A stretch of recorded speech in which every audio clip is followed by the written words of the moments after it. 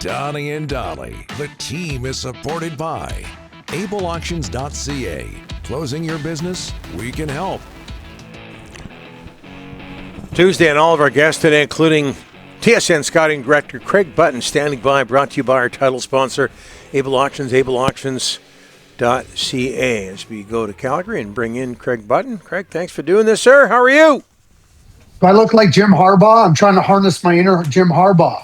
Oh, yeah. Well, again with the Michigan hat. My Wolverines lost to Ohio State, but hey, after 4 straight wins, what can you do? Ohio State, the Buckeyes. Did you guys happen to see what Brutus, the mascot, did at Michigan Stadium on I didn't. On Saturday? Tell us about it. So he's in the corner of the end zone. So he went in, and it was snowing. Mm-hmm. So where the block M is for Michigan, Brutus went and he crossed out the X. And then he wrote out the Ohio and dotted the I, which is the big thing. Spectacular troll job by Brutus, the Buckeye mascot. It was, if you get a chance, it was unbelievable. I just love the fact that they lost and you're still rocking the hat. Now that's a true fan. Good on you, Craig. Yeah, I can't be. Hey, listen, 4 straight wins. I mean that senior class that left Ohio State last year, they never won once. So wow. That will be part of their legacy. They lost all 4 years. Too bad. Yeah. And you still have the hat. Okay, Canucks at Colorado tonight, Craig. Avalanche, 1 regulation loss in 25 games. Nathan McKinnon leading the scoring parade. The list goes on and on. I've asked this of other guests, but Craig, do they have a weakness? That's a good question. I would say right now, no.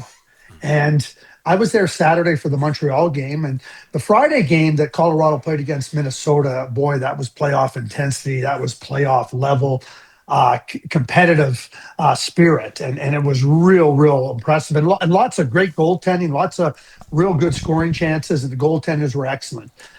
What I will say about that, Nichushkin's out of the lineup right now. Logan O'Connor hasn't played this year. So they're getting those guys back. Gavin Brindley's been a great find deeper down their lineup. And when you start to look at their team, Brock Nelson has settled in as an excellent second-line center. You got Jack Drury, who's settled in now as an excellent third-line center. When I look at the blue line, Manson and Burns are playing excellent. Sam Malinsky's been a real good addition there. This is a team without a weakness. You know, it was interesting watching them play Saturday, and I'm thinking to myself, they very well could be like teams in the past. And I go back to our team in Dallas in 1999. We were so good. We didn't make any moves. We made a couple of depth moves at the deadline. And Mark Moser, their play-by-play guy for the Avalanche, he said, this could be a team that does very little at the trade deadline, just kind of reinforce a little bit of depth. That's how good they are. And it speaks to your question and my answer. No identifiable weaknesses. Hey, Craig, sticking with the Avalanche, Mackenzie Blackwood, Scott Wedgwood, both of the Avalanche getting Team Canada consideration. I know you were passionate about this last night on TSN. Do you understand why?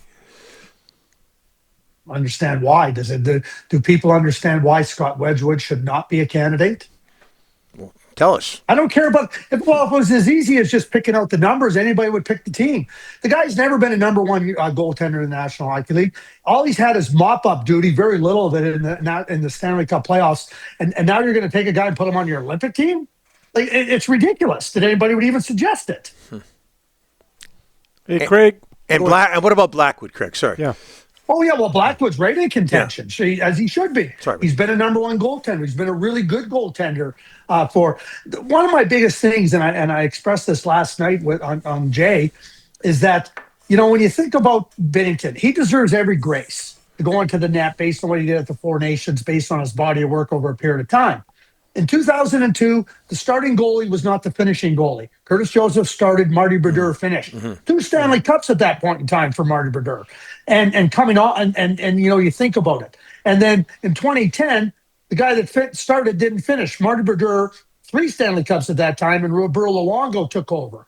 So you're going to now go to guys that have never, ever been at that level of play. And I'm talking about Wedgwood. And I think it's a great story what Scott Wedgwood has done. But you need a guy. If Binnington falters, you better know who your next guy is. And to me, it's clearly Darcy Kemper. And after that, it's Logan Thompson. And Mackenzie Blackwood comes into the conversation at that point. Scott Wedgwood, for me, never part of the conversation. Hey, Craig, I need you to put your GM's hat on for a second. Sherwood's getting a lot of calls, a lot of teams interested in Keifer Sherwood in a trade.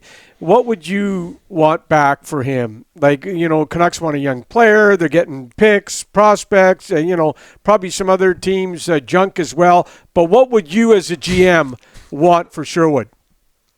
Well, I think Patrick Alvin and Jim Rutherford, the tandem there in the front office for the Vancouver Canucks, have to harness their inner Julien Brisebois.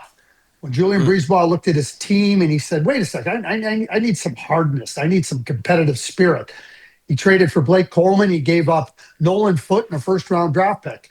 But Julien Brisebois didn't stop there. He went out to San Jose and he gave a first-round draft pick for Barclay Goodrow. So why do I bring those two up? Because that's what Kiefer Sherwood is. And that type of player helps you so significantly, not just in the regular season, but in the Stanley Cup playoffs when it matters. So when I say that's where that's where I would be trying to harness, my inner Julien Brisebois. Because people at the time go, oh my God, can you believe they gave that much up for Blake Coleman? Yeah, I can. Can you believe they gave up that much for Barclay Goodrow? That's what Kiefer Sherwood. You're interested in winning. You're interested in strengthening your team. I think that would be a very reasonable price to pay, and it should be something that they should be absolutely asking for. Kiefer Sherwood's a difference maker. Craig, the Canadian World Junior team could be announced next week. It's around the corner. Do you think Braeden Cootes makes it or not? Couple of things. They are going to announce their camp next Monday from Toronto. Yeah. Initially, they had a plan that they were going to name their team. That's changed, and a big part of it is some of the uncertainty of NHL players. So if you're not sure if you're getting Berkeley Catton, you're not sure if you're getting Michael Neese, you're not sure if you're getting Ben Kindle or Sam Dickinson, what are you going to do? Go to camp with short players, and then you're going to have to bring in guys? So they're flexible now, and they're going to bring more players to that camp, knowing that they could get NHL players back, but they don't want to leave themselves short. And so it's the Lou Lamoriello line. You better have a plan, but you better be willing to change it in 5 minutes. And I think that Hockey Canada had a plan to name the team 14-8-3, but they're going to bring a couple extra players there, and because they have to guard against potentially not getting players. I don't see any scenario where they get Beckett Seneke because he's too big a part of the Anaheim Ducks. And certainly, you can make a case for Misa or Dickinson or Kindle or Berkeley Catton. Do they get one of those guys, three of those guys, none of those guys?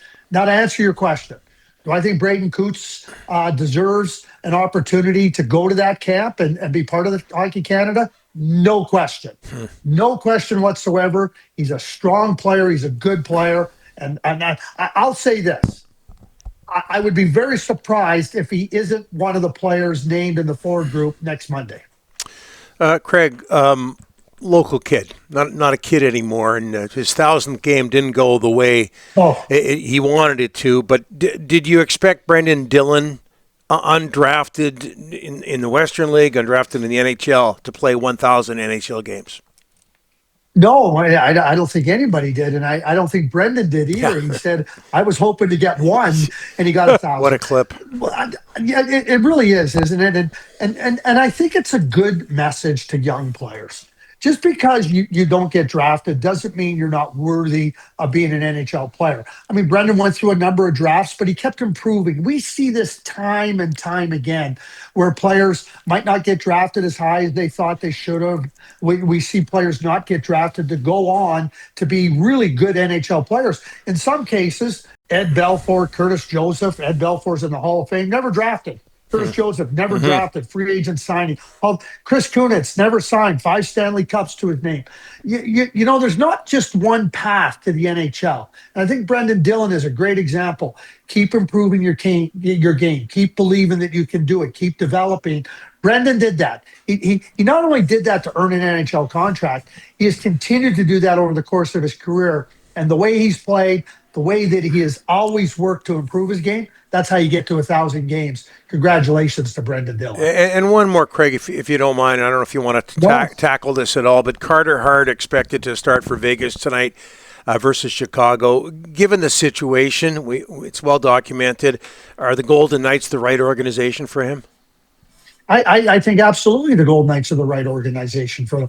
Number one, they look at they look at an area of their team that needs strengthening. I think Carter, who's played down in the American Hockey League, we know what his abilities are more than he's more than capable of coming in there and helping them. And I think that when we look at the situation that surrounded he and the other four players, I mean, they were found not guilty. In fact, they were completely exonerated. Now, we can disagree with what the judicial system came up with, but that's the fact. That is the fact based on the judicial system.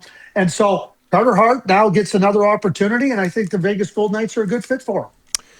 All right, we're going to send you a Donnie and Dolly hat. All right? Come on. I don't know if you have one yet. Oh.